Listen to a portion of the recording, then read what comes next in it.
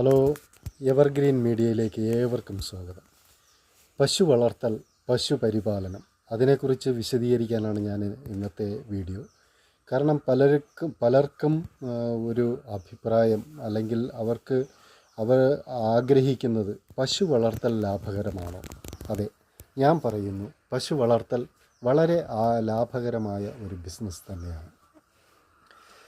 ഒരു കുടുംബത്തിൽ 4 അംഗങ്ങളുള്ള ഒരു കുടുംബത്തിൽ, അതായത് അച്ഛനും അമ്മയും മക്കളും അടങ്ങുന്ന ഒരു കുടുംബത്തിൽ 4 പേരുള്ള ഒരു കുടുംബത്തിൽ ഒരു പശുപരിപാലനം സാധ്യമാവുകയാണെങ്കിൽ അത് തികച്ചും നമ്മുടെ വീട്ടിലെ എല്ലാ ബുദ്ധിമുട്ടുകളും മാറ്റിയെടുക്കാൻ പാകമുള്ള ഒരു വരുമാനമുള്ള ഒരു സ്രോതസ്സ് തന്നെയാണ് പശുപരിപാലനം. കാരണം നമുക്ക് വളരെ ഈസിയായി, അതായത് 5 സെൻറ്റ് സ്ഥലവും ഒരു ചെറിയൊരു ഷെഡും ഉണ്ടെങ്കിൽ നമുക്ക് പശുക്കളെ വളർത്തിയെടുക്കാം. പശു വളർത്തിയെടുക്കുക എന്നതുകൊണ്ട് വെറുതെ എടുത്തു എന്നതുകൊണ്ട് ഒരർത്ഥമില്ല. കാര്യം ആരോഗ്യയുക്തമായ പാലുൽപാദനം, അതാണ് ഇതിൻ്റെ പിന്നിലെ ഏറ്റവും വലിയ രഹസ്യം. ആരോഗ്യകരമായ പാൽ ഉൽപ്പാദിപ്പിക്കണമെങ്കിൽ അവ പുൽത്തീറ്റ തിന്ന് വളരുന്ന പശുക്കൾക്ക് മാത്രമേ ആരോഗ്യകരമായ പാലുകൾ ഉൽപ്പാദിപ്പിക്കാൻ പറ്റുകയുള്ളൂ. കാരണം നമ്മൾ ഇപ്പോൾ വെറും കാലിത്തീറ്റയും വയ്ക്കോലും ഉണ്ടെങ്കിലും വെറും കാലിത്തീറ്റയും വയ്ക്കോലും മാത്രം കൊടുത്താലും പശുക്കളെ നമുക്ക് വളർത്തിയെടുക്കാം. അതിൽ കിട്ടുന്ന പാലിന് ഗുണശേഷി ഉണ്ടാകത്തില്ല. കാര്യം നമ്മുടെ കൊച്ചുകുട്ടികൾക്ക് കൊടുക്കുന്ന പാലിന് ഗുണശേഷി ഉണ്ടാകണമെങ്കിൽ അവ പുൽത്തീറ്റ തിന്നുന്ന പശുക്കളിൽ നിന്ന് ഉള്ള പാല്, ആരോഗ്യയുക്തമായ പാല് കൊടുത്താൽ മാത്രമേ അതുകൊണ്ട് ഗുണമുള്ളൂ. അപ്പോൾ നമുക്ക് ഇപ്പോൾ ആരോഗ്യയുക്തമായ ആദ്യം പശു വളർത്തലിലേക്ക് വരാം. അപ്പോൾ നമുക്ക് പശു വളർത്താൻ ആഗ്രഹിക്കുന്നവർക്ക് ആദ്യമായി തുടങ്ങുക തന്നെ ഒരു 2 കറവ പശുക്കളും ഒരു 2 കിടാരിയും, ഈ ഒരു ലെവലിൽ നമുക്ക് പശു വളർത്തൽ സ്റ്റാർട്ട് ചെയ്യാം.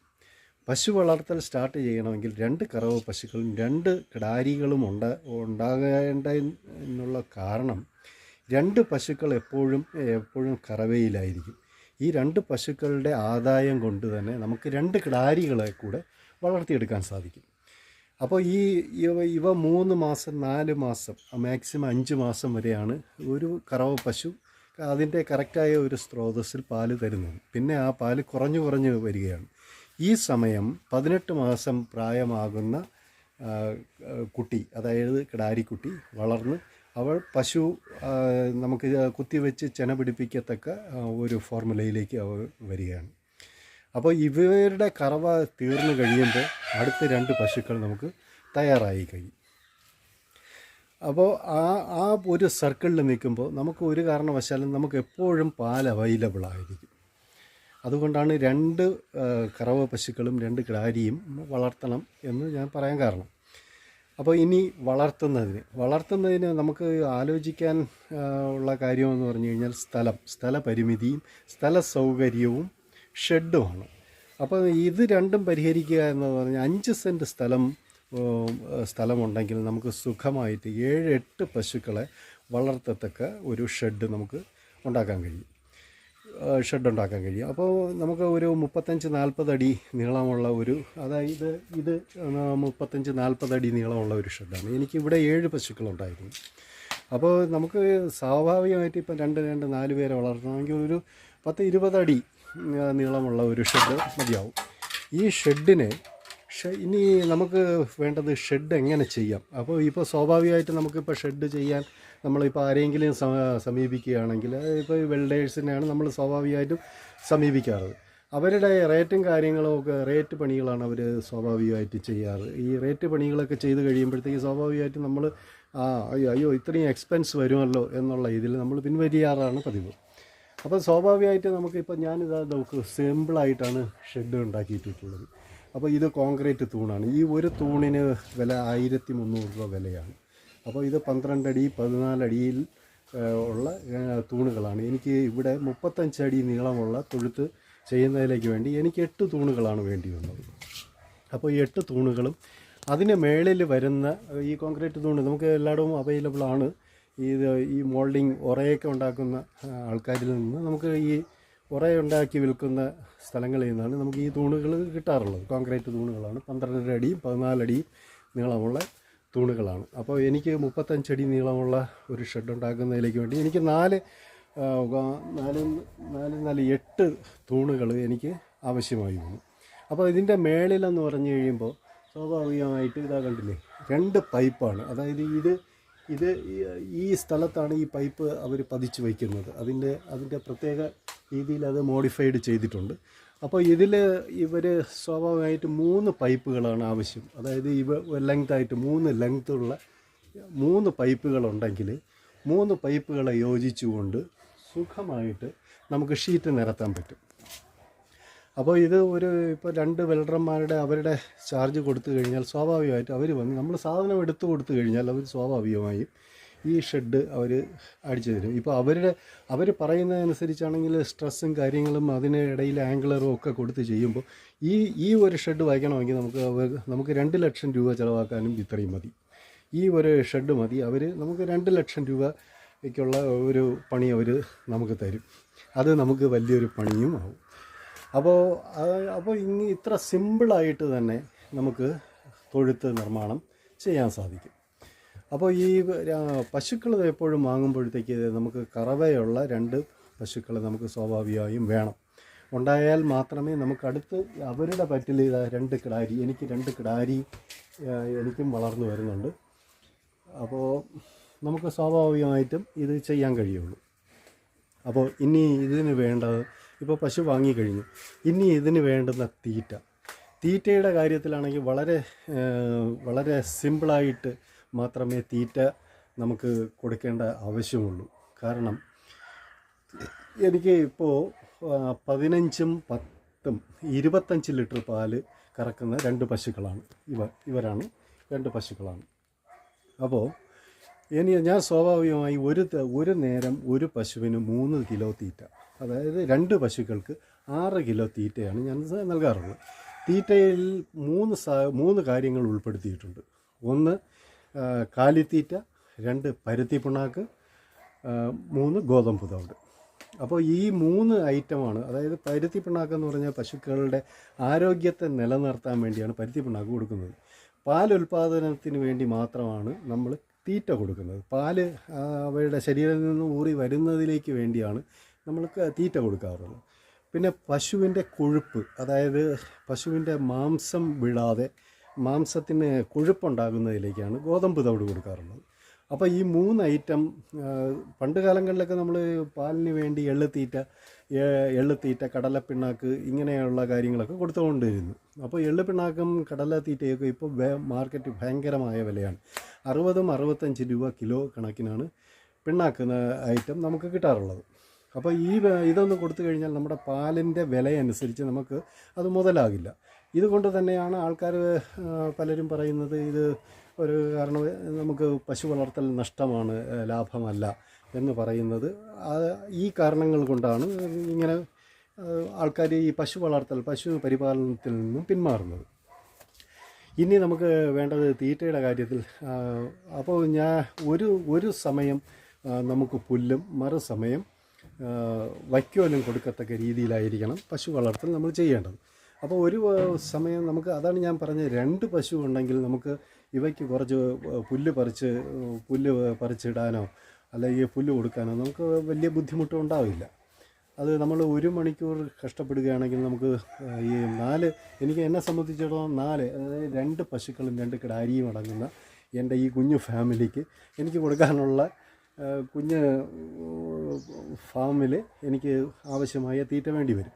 അപ്പോൾ ഒരു നേരം ഞാൻ പുല്ലാണ് കൊടുക്കാറുള്ളത്, മറുസമയം ഞാൻ ഇവർക്ക് വൈക്കോലെന്ന് പറഞ്ഞു കഴിഞ്ഞാൽ ഇന്നത്തെ വിലയിൽ നമുക്ക് ഇതെല്ലാം തമിഴ്നാട്ടിൽ നിന്ന് വരുന്ന വൈക്കോലാണ്. വൈക്കോലിന് ഒരു കെട്ട് വൈക്കോൽ എന്ന് പറയുന്നത് 350 രൂപ, 400 രൂപ, 450 രൂപ ഈ ലെവലിലേക്ക് പോവുകയാണ്.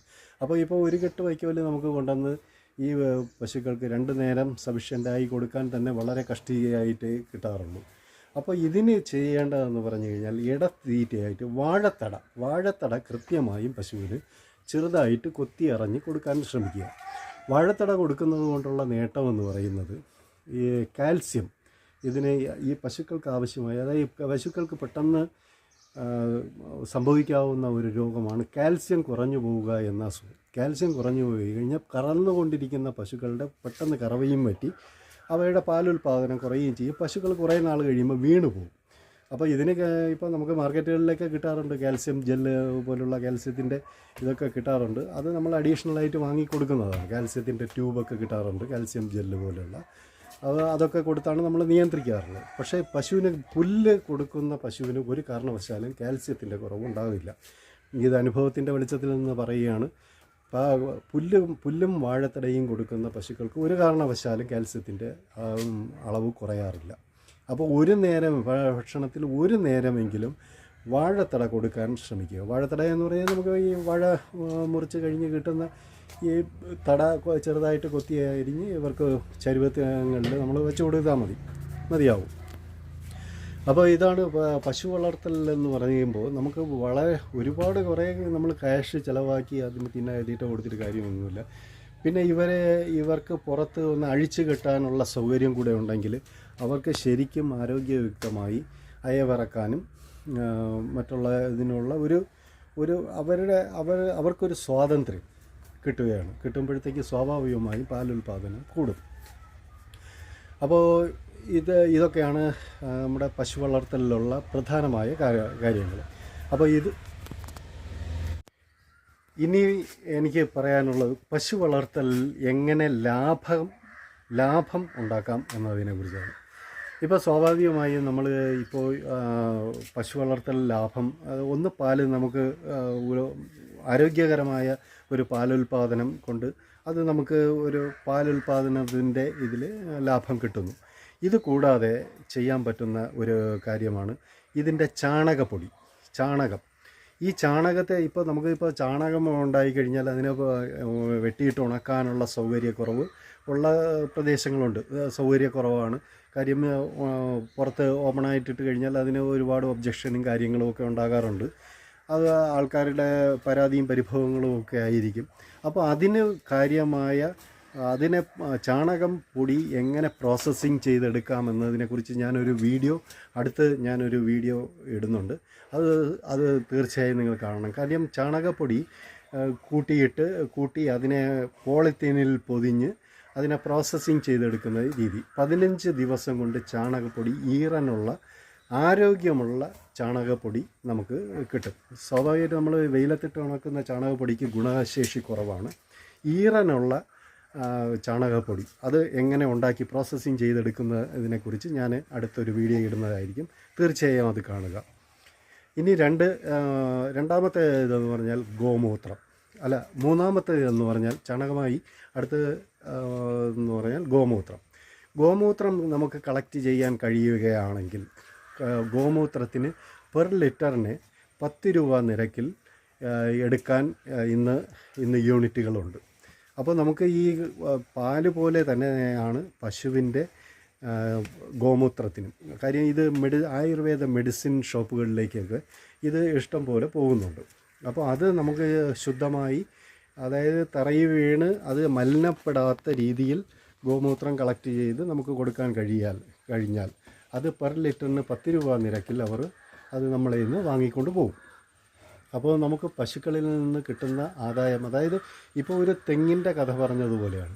തെങ്ങിൻ്റെ നാര് മുതൽ വേര് വരെ മെഡിസിനാണ്. അതുകൊണ്ട് തന്നെയാണ് നമ്മുടെ പൂർവികന്മാർ കേരവൃക്ഷം കൽപ്പകവൃക്ഷം എന്ന് പറയാനും കാരണം അതുകൊണ്ട് തന്നെയാണ്. തെങ്ങ് എന്ന് പറഞ്ഞ ഒരു സസ്യം അതിൻ്റെ വേര് മുതൽ നാര് വരെ നമുക്ക് ഉപയുക്തമാണ്. എന്നതുപോലെ തന്നെയാണ് പശു വളർത്തലും. പശുവും നമുക്ക് എല്ലാം, അതായത് പാലുൽപാദനം കഴിഞ്ഞു, അത് കഴിഞ്ഞ് അവരുടെ ചാണകം, ഗോമൂത്രം, ഇതെല്ലാം അവരുടെ വിസർജ്യ വസ്തുക്കൾ വരെ നമുക്ക് മെഡിസിനായും വളമായും ഉപയോഗിക്കാം. അതിന് ശേഷം അവസാനം ഇതെല്ലാം കഴിയുമ്പോഴത്തേക്ക് അത് അടുത്ത് മാംസത്തിലേക്ക് വേണ്ടിയും പോകുന്നുണ്ട്. അപ്പോൾ ഇങ്ങനെ വരുമ്പോൾ എല്ലാം തന്നെ നമുക്ക് നമ്മുടെ തെങ്ങ് പോലെ തന്നെ ഉപയുക്തമായ ഒരു സംഭവമാണ് നമ്മുടെ പശു വളർത്തൽ. അപ്പോൾ ഈ പശു പരിപാലനം എന്ന് പറഞ്ഞു കഴിഞ്ഞാൽ നമുക്ക് ചെയ്യാൻ നമുക്ക് തൻ്റെ ഇടം, അതായത് നമുക്ക് ഒരു പ്രചോദനമുണ്ടെങ്കിൽ നമുക്ക് ചെയ്യാവുന്ന വളരെ സിമ്പിളായ ഒരു നല്ലൊരു തൊഴിൽ തന്നെയാണ് പശുപരിപാലനം.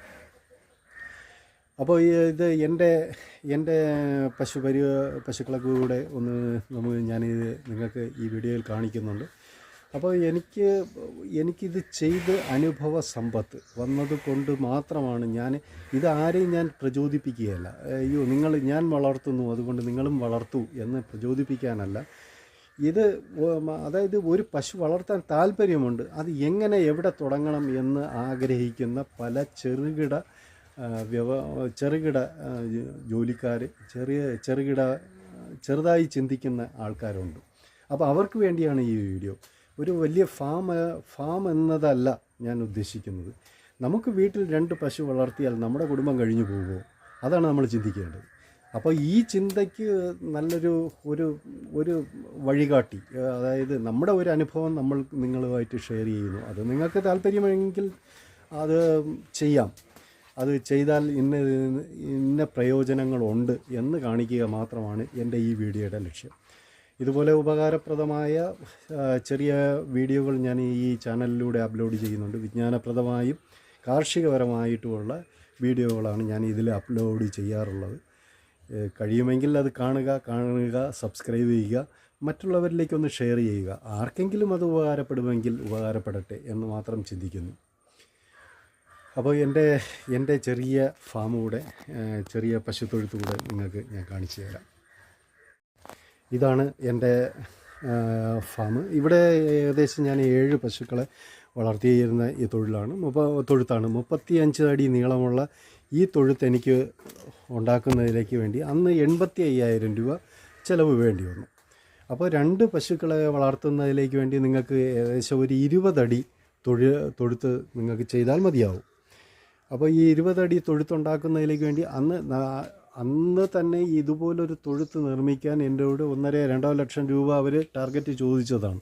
അപ്പോൾ അത് സ്വയം സാധനം എടുത്തു കൊടുത്ത് 2 തൊഴിലാളികളെ വിട്ട് എനിക്ക് ഈ തൊഴുത്തുണ്ടാക്കാൻ കഴിഞ്ഞു.